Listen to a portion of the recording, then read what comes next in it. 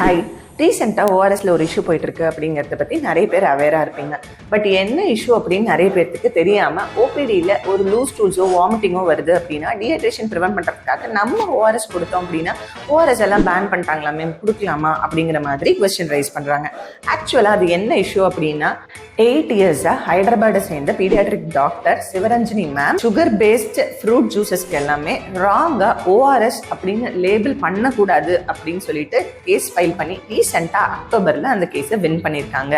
நம்ம நார்மலாக மெடிக்கல் ஷாப்லேயோ இல்லை கடையிலையோ வாங்குற ஓஆர்எஸ் WHO ஃபார்முலேஷன்ஸில் இல்லை அப்படின்னா அதை உங்களுடைய லூஸ் டூல்ஸ் வாமிட்டிங்காக எடுக்கிறத அவாய்ட் பண்ணிக்கோங்க. கடையில் வாங்குற ஓஆர்எஸ்ல WHO ஃபார்முலேஷன்ஸில் இருக்குது அப்படின்னா மட்டும் அதை எடுத்துக்கலாம்.